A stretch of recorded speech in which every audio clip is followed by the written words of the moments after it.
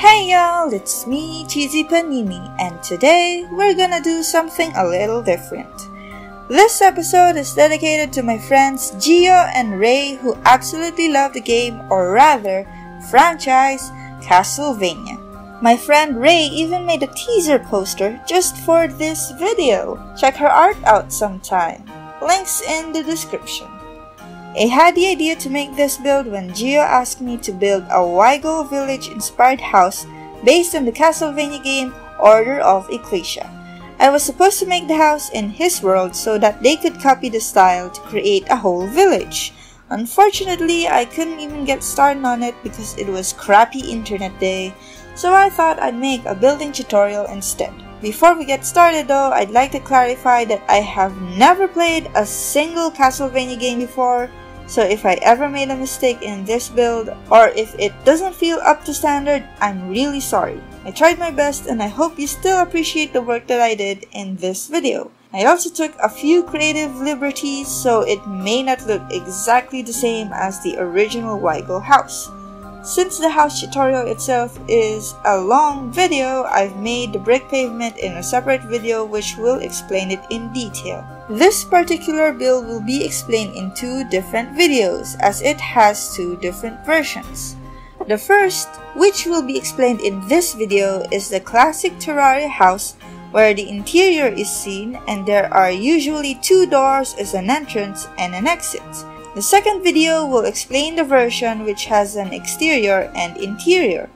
If you want to learn the second version though, you still have to watch this video first as it has a lot of elements that are explained which are needed in the second video.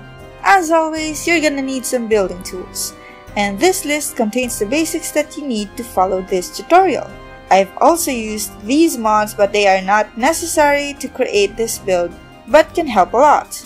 And if you want to get some really good building gear, check out this playlist for my recommendations.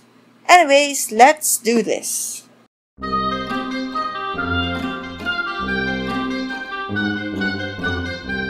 For this build, we're going to have to take a look at the Wygol house's interior as a reference. If you look closely at the material of the outer walls, the insides are darker and there are wooden framing details. The closest material we've got in Terraria for this is the pearl wood. Placing two lines of blocks together causes the details to appear. Using this material, I've built two columns to determine the width of the house. I've made the walls 2 blocks thick and made the interior 23 blocks wide. I've also painted them brown as a personal preference and for its color to be easier to pair with later on. For the flooring, I'd like to explain that the tiles we are going to build the house on are hammered platforms. And if you've watched my video building a subway station, or have played Terraria for quite some time, you'd know that you can't build anything on top of hammered platforms, or hammered blocks, or hammered anything. So technically, anything we build above this would be floating in mid-air, and we don't want that. So to mask this and make it more natural looking, I placed blue slab walls painted white just above the platforms before I placed my pearl wood flooring. For the entrance, I placed pearl wood walls and cactus doors, which are both painted brown. I chose the cactus doors because it was the only door that was plain and had vertical lines on it, much like the planks on the doors of our reference's exterior. After that, I proceeded to build a few more floors. The first floor is 6 blocks high. The second and third are 5 blocks high. And the fourth floor, or the attic, would be the biggest room, which is 18 blocks high from the center, as it is where the roof will be placed. For the background, I'm using spooky wood painted brown as the wall paneling, aka those rectangular wooden boards that sometimes decorates the walls of houses or buildings. They can provide insulation, soundproofing, durability, or simply be decorative. For the wall, Wygol houses usually have a variety of different walls, so it's up to you which one you want to copy, or you can make your own. For my version, I used white dynasty walls. Don't forget to add lighting. I specifically chose brass lanterns for that medieval feel and only put a few to keep the rooms dim and preserve that dark atmosphere. Since we have multiple floors, it only makes sense for us to have stairs. To make the stairs, I opened up some portions of the flooring I made, placed some boreal wood platforms painted brown, and placed it like so. I also placed some palm wood walls painted brown behind the platforms to make it look more like stairs than just a couple of shelves lined up together. I also placed boreal wood painted brown over here for continuity. For those wondering why I designed the staircase this way, it's because number 1, placing the stairs at the sides like this gives me more space to add different furniture and materials to each floor.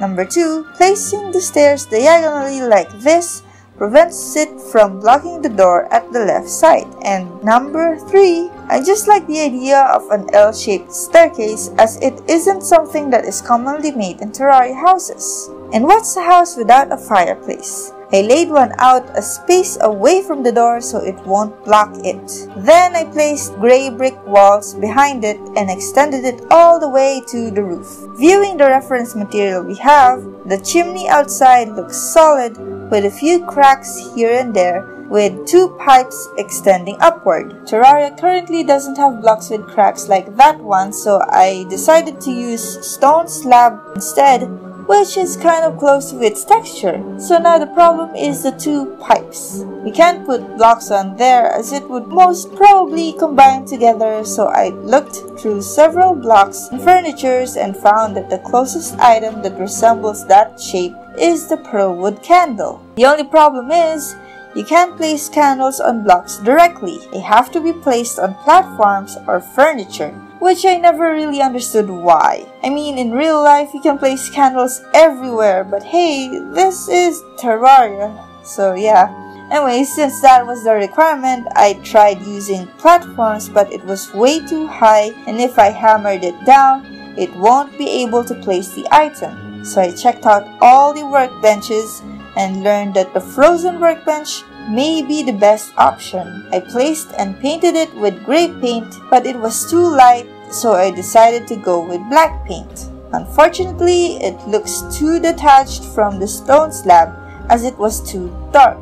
Actuating the whole chimney was also a bad idea as there was no place for the frozen workbench to stand on. But actuating just the bottom part and painting the top part black made the division a lot less noticeable.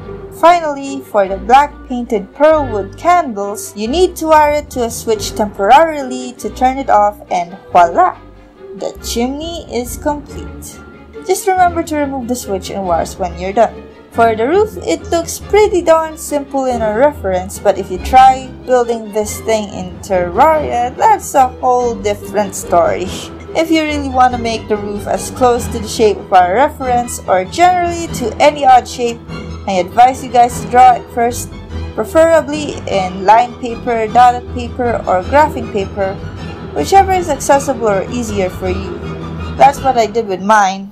Now, if you just want to copy the exact shape of the roof that I did, I took a screenshot of the completed roof with a grid and put a link down in the description for you guys. As for the material, I used Blue Dynasty shingles and initially painted them red so it matches the original source, but decided to go with deep orange paint instead as it felt kind of more like a medieval house for me, and it was an easier color to pair with the other colors of the materials I used. So it depends on you guys which kind of colors you want to use.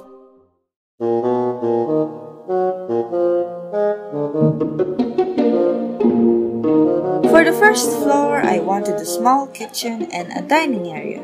So I took some pearl wood platforms painted brown, which are lighter than the ones we used for the stairs, and placed them near the chimney to create shelves.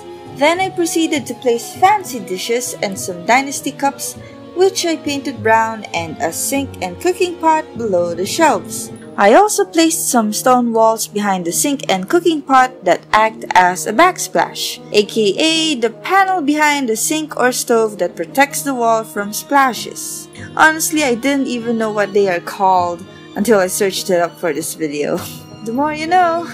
Anyways, moving on, I got a wooden table, 2 wooden chairs, and a candle and placed it at the left side, a space away from the door. And for this middle section, I'll be placing a window which is made of glass walls and pearl wood platforms. Alternatively, you can use lead fences instead for a window with grills. The second floor is actually the floor where I'd want to place my chests. The reason why it's the ideal place for me is because it's not too close to the entrance that I'd have a hard time getting my stuff if monsters were to enter suddenly, and it's not too far up that it would be a pain getting up every time I need something, nor is it too far away from the spawn point, which I'll be placing on the 4th floor. I used rich mahogany chests because it looked like the perfect type of chest for a medieval house, especially when it's been painted brown. And just like the shelf on the 1st floor, I used pearl wood platforms painted brown.